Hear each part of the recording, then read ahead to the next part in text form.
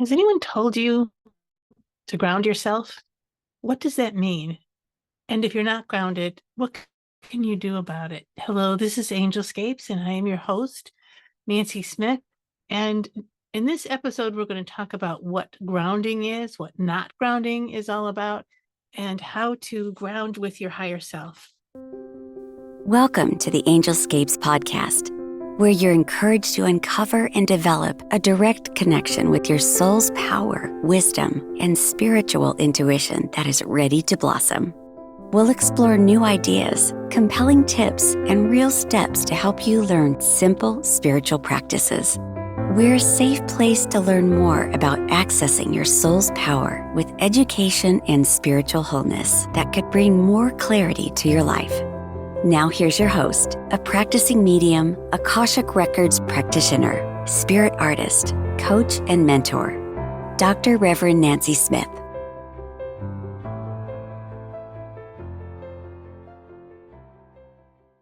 Many times, we can walk out like we're in outer space and we're not quite connected to our feet and we're not quite sure just what's going on. You may have feelings of insecurity, or you can't make a decision, or you can't bring the right information forward to whatever situation that you're in. And this is because you're not grounded. And what does that mean? It means that you're disassociated, or you're in another place. You're not in the present moment. You're thinking about something in the past, or you're reacting to something in the past, or you're busy being in the future trying to plan for something that hasn't quite happened yet. And the best thing to do is move to the present moment. As a matter of fact, life happens in the present moment. Healing happens in the present moment. Relationships happen in the present moment. We manifest in the present moment. And why I'm talking about grounding in this episode is because we need you here with us. We all need to be present in order to make the changes or create the life that we want to create.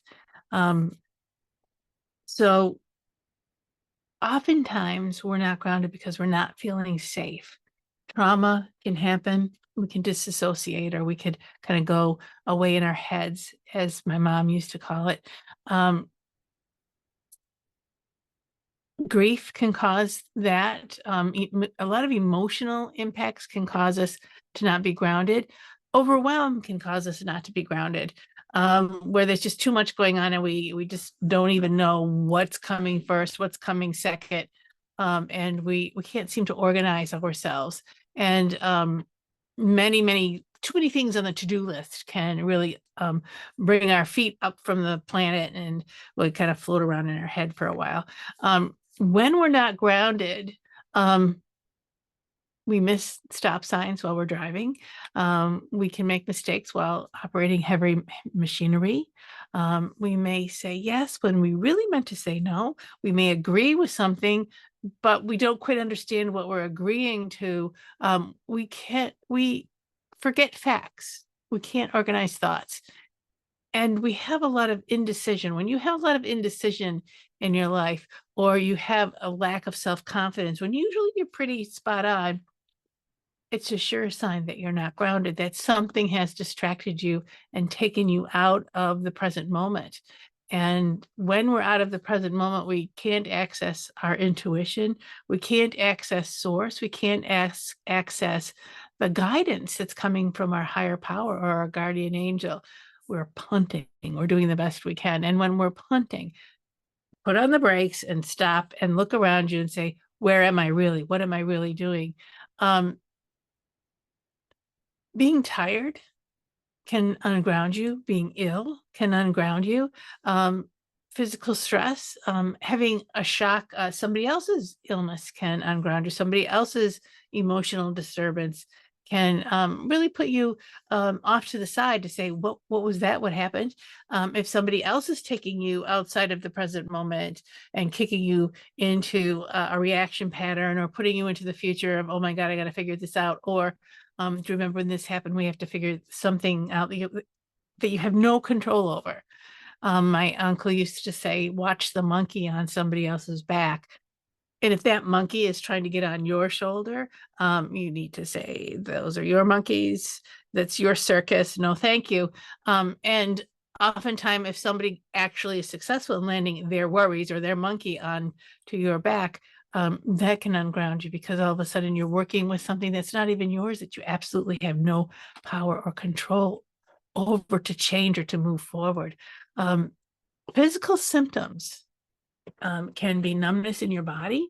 It can be high blood pressure, a continuous not grounding of yourself if you're in a high stress job or a high stress family situation, can actually cause physical illness, because your body, when we're not present in our minds and our emotions, our body can get sick. It feels like it's getting sick. The well-being has left, and the body will respond by becoming sick, because we're not nurturing it. Nurturing goes beyond food. It goes beyond having enough to drink. It goes into that emotional nurturing that we must give to ourselves. And if we don't give that to ourselves, our body falls short. Believe it or not, failure to thrive happens. A nice little clue for not being grounded is that your appetite changes. You're not hungry. I don't want to eat. That looks terrible. Or you eat too much and you're not quite sure, what did I just eat? Or you can't really taste what you're eating. It's just going down really fast, or not going in at all. Holding stress in your body can turn to pain. Pain, your muscular skeletal pain across your shoulders, and your neck is a real good way of recognizing that there's stress that's taking you out of the present moment. Um, and we all need to get back into the present moment so that we can heal the pain, and we can begin to sort through what's bothering us. What's the answer? What's the solution? What is it that I can actually do something about, and leave the rest that you can do nothing about? Leave it next to you. But most important, we're not able to reach our inner resources, and we cannot live to our best potential when we're struggling to feel peace and calm, when we're struggling to make it through. Do you ever have one of those make it through the day when your feet aren't hitting the floor? Do you ever have one of those dreams when you're trying to run towards something or run away from something, but you just can't run? You're not in your physical body. You can't activate that physicality. And that's kind of like what not being grounded is. You can't activate the physicality the way that you want to. So if we broke this not grounding into a couple of different steps about getting into your body, getting into the present moment, I would say step one would be to be aware of yourself physically. Focus on your feet, wiggle your toes, stamp your feet on the ground. If you can, take your shoes off and walk in the grass or the dirt. Or I have been known to go out in the middle of winter and walk in bare feet on the ice, just shock myself back into myself. And another part of this first step would be to look around at your environment and describe what you see to yourself. I see there's a clock on the wall. I see that there is white paint on the wall, and I see that the sun is reflecting very nicely in one corner of the room, but it's causing shadow in the other corner of the room. The pillows are blue, the blanket is yellow, and just describe it to yourself until you, and even repeat it, five, 6 times of what you're seeing will bring your mind back into functioning in the present moment. Physically, put your hands in cold water or put your hands in really warm water, and that will bring you back into your body as you feel your physicality, you feel your hands. Touching texture and then describing it to yourself. I have this orange, and the skin of the orange feels this way, for instance, or pick up something that's prickly. Put your hand on against something that's cold or smooth or rough, and describe it to yourself. What is this? I'm holding an orange and it's feeling rough, and I just pulled it out of the refrigerator and it's really cold in my hand. And that would be part of step one. Another part of step one is to be aware of yourself emotionally. How do I feel right now? Is one of the biggest ways to help yourself come back into your body. I'm feeling, I don't feel anything. I'm feeling kind of numb. Like, wait a minute. Actually, I'm feeling kind of scared. I'm actually pretty anxious about, I just got this phone call, or this, I just realized when I looked at my calendar, this event is coming up that I don't want to do, that I've been putting off. How do you feel about it? Sad, happy, too excited? anxious, angry. Anger for some people can really unground you because it's not safe to express anger in your life, for instance. And just acknowledging how you feel brings you back into the present moment. Yes, I am angry and I do need to do something about it. I acknowledge how I'm feeling. And then another part of the first step is to be aware mentally of what you're thinking. What kind of thoughts are running through your head? What kind of rabbit hole have you gone down into? Where are you operating from? This skepticism. Maybe these thoughts need to shift into gentle, loving, caring thoughts, or thoughts that bring you into a safe place, or just plain the thoughts need to be more aware of where you are and what's happening around you and how it's impacting you. So getting through those steps, step one, and all those different suggestions, let's move into step two, which is gently bringing you back into the present moment. Say to yourself, I'm here now, and talk kindly to yourself. Welcome yourself into the present moment and look for safety in your thoughts and feelings. If your thoughts and your feelings are really putting you on the edge, you're in a reaction mode, then step back and be in how can I get into a responsive mode? What can I do about this? How can I really handle what is real about this situation? Am I safe now, or am I in the past when I wasn't safe? Notice where you are and how you feel about it. We started to do that in step one. Now really come into your body and say and ask yourself, I'm here now. What's the best action to take? And if you need to change your environment, even if it's just for a short bit, even if it's at work and it's high pressure, uh, take the elevator ride down to the first floor, walk around the first floor, and then take the elevator ride. Distract yourself, remove yourself from that situation that is causing you to be um, such an emotional disrepair that you're no longer grounded in yourself. So it's taking action, acknowledging where you are and choosing to take an action. And step three is steps that you've prepared ahead of time that can bring you personal grounding to find balance and calm. Develop a set of techniques that can help you reconnect to the present moment, to find balance and calm and stability. So you're not grounded, you're reacting to stress and anxiety. Oh, that's right. I have this plan that I'm going to do whenever I get to this place. It could be breathing in and hold, and breathing out gently. Changing your breathing pattern can change your thoughts, can change how you respond to the life around you. Um, Again, taking a break um, from the situation and acknowledging I've prepared for this. I can handle this. I know what to do. And I feel like another part of this step three is a spiritual grounding is needed.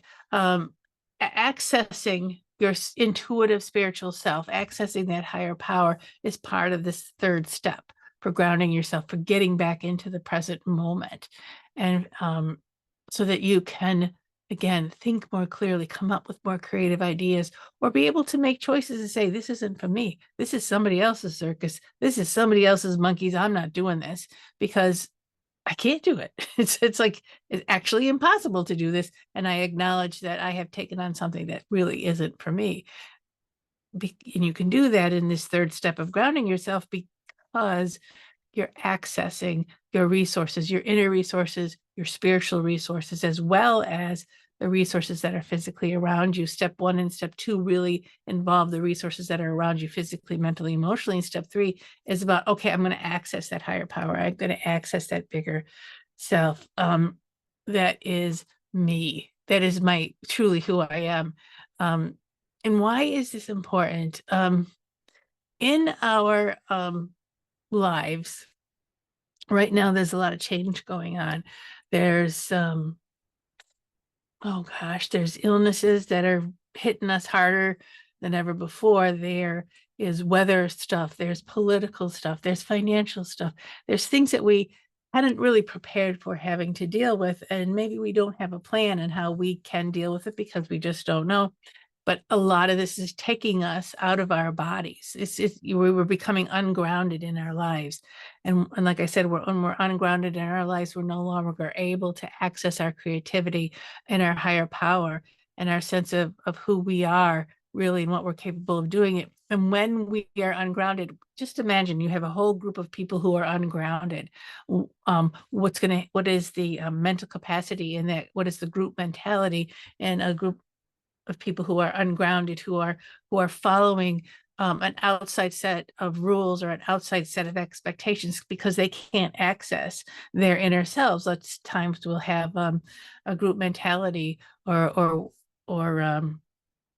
a group reaction that can be very unsafe. But staying grounded, staying aware of your environment, staying aware of what's happening can help you make better choices. And also, when we're grounded and when we are accessing that energy, that source, that healing energy source, because now we're grounding into our spiritual self, we can change our vibration, and that vibration will impact the people around us as well. And the community needs us to be grounded. I need you to be grounded. You need me to be grounded, so that we can work together as a group to create the changes, the safety, the thought patterns, the creativity that is needed to apply ourselves to these new situations that are coming up.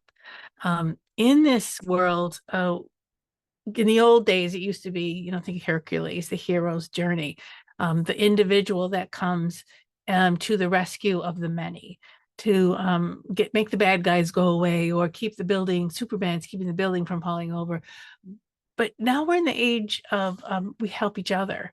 There are no, well, there are plenty of heroes, but the heroes that are the most successful are the ones that work together as a team. The things that we're needing to have happen in our lives need to be team efforts. And if most of the people are ungrounded and afraid and reactive, nothing's going to change. But as we, as a group, ground ourselves, reach into our resources, and work as a team of creative thinkers, that's what's going to change the world. That's what's going to move us into safety. That's what's going to bring about answers and responses that will change everything. And that's why grounding is so important. And that's why in this episode, wanted to address this concept so that you could begin to prepare when I'm not grounded or when I'm reacting. What are the 3 things I'm going to do? What am I going to have in my back pocket that I can pull out symbolically or literally, that's going to help me get my feet back on the ground and work from my best possible self? There are a lot of things in lives that keep us ungrounded, even if life is no longer a tragedy. Maybe it's not an emergency, but it is a chronic problem.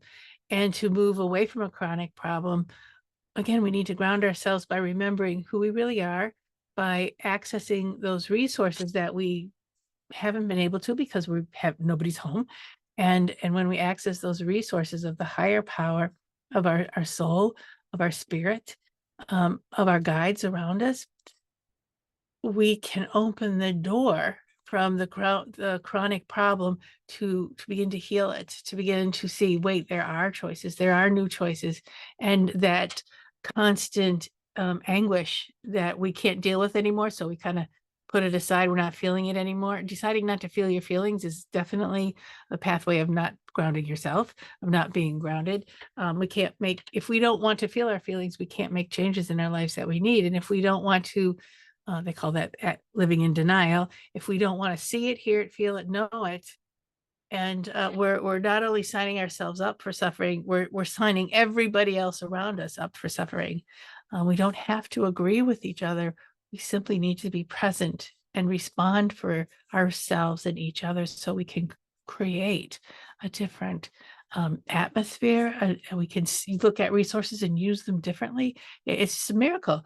The amazing beings that we are, the amazing spiritual beings that we are, when we access them by deciding to put both feet on the ground, to talk to ourselves kindly, to nurture ourselves through these hard times, to not space out when we have a job where it's repetitive over and over and we just check out and we don't really check back in until we're home from the TV, and God knows how the car ever drove itself home for, you know, we don't have choices in our lives then. We become despairing, and we can go down these rabbit holes of despair and depression, realizing that we didn't have to go there.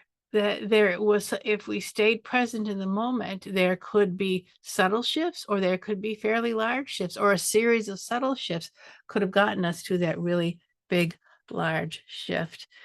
As a medium, I talk to people who've passed over, and I talk to their loved ones and connect and bring messages. And oftentimes I'll bring the experience of what the passing was for the loved ones. And I have talked to a number of souls, spirits who have committed suicide, who have not been able to see the value of living anymore. The pain in their world was just too great, whether it was emotional, physical, mental, or just a darkening of their perception, or their ability to perceive was so dark that they couldn't imagine themselves moving on.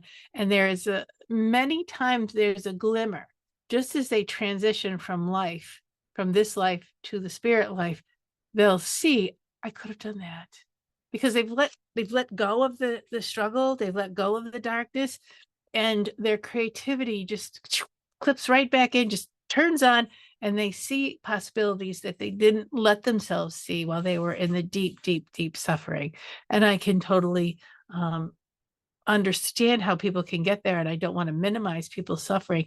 I just want to bring the awareness that when we ground ourselves not in pain, but when we ground ourselves in our spirit and our higher power, and we look for those safety thoughts, we look for that nourishing way of living, we can slowly get ourselves out of these rabbit holes and the dark perceptions that we're in. Because you know what? We need you all. We as a group need each other. And when we choose to check out and be in that dark perception state, um, we can't help it. We can't help the people. We can't help ourselves. We can't help the people around us. And we are not able to create a beautiful life. I'm simplifying things. I understand, right? For so many people I have talked to that have deeply, deeply suffered, I'm not minimizing that. Trust me, I get sometimes the pain that we can be in, but the pain of not being in your body, that not being in your life is greater. The pain of the numbness is greater than the pain of being alive and awake and aware and making new choices. Even if we make a new choice didn't work, let's make another new choice. Well, that didn't work. But we're developing. I learned how to use this resource this way. I didn't know I could use it this way. I learned this over here. Oh, I reached out to somebody who I never thought would ever talk to me or be interested in me. And here they are responding to me. And now we're good friends, we're good buddies. And I'm starting to build a team around this. So maybe the answer that you're looking for isn't the answer you think it is. Maybe the answer you're looking for is something totally different. But until you let go, like those suicide cases, let go, but instead you're going to let go and come back into life, come back into your source, come back in, ground yourself into the miracle of your life, and use your resources differently. That's when the miracles start happening. And that's when we start to maybe reach out to somebody and allow them to talk to us, somebody who we never thought would ever be interested, or somebody who we never thought had the resources, or we can encourage somebody around us that because we were in our own world, we never noticed that person. And now that we're here, feet on the ground, and we're looking around us, we're noticing somebody who's never been noticed, and we can call them to their highest power, and they can call their person to their highest power, and it ripples out. And now you've changed your environment, you've changed your personal environment, but you've also changed somebody else's reality. And isn't that a miracle? And that's exactly what we're hoping for, to create as a spiritual community. We're hoping not to create the picture of the outside. We're hoping to build what's on the inside of the community, the person one-on-one, sometimes we want these communities, and we lean on volunteers, and we lean on this person to do that and this person to do that. And we forget that there's a bunch of really cool people surrounding us, and we're creating a community. Let's start on the inside and create the community from the inside out. Let's ground ourselves into what we really have here and what we really have in the present moment. If it's not working out the way you've planned it or the way you think where it should be, oh my God, the word should, you're no longer grounded in the concept of what you wanted to create. You've lost the creation. So you got to come back home into yourself. And how do you want to relate to the person? If you want to create this beautiful community, what little baby step does it take to connect from one person to another? Say thank you, or to say, you know what, I know you're working really hard at, let's take a break and just explore something new, something different.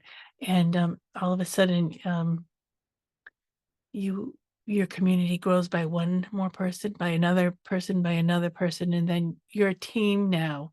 And this team is affecting huge changes in the small community that you've created. So that's what I have to share with you today. That's all I have for now. And I'd like for you to look at your life and how are you in your life? Are you grounded? Are you aware of the resources that you have? Are you willing to use those resources a little bit differently if it's not working out?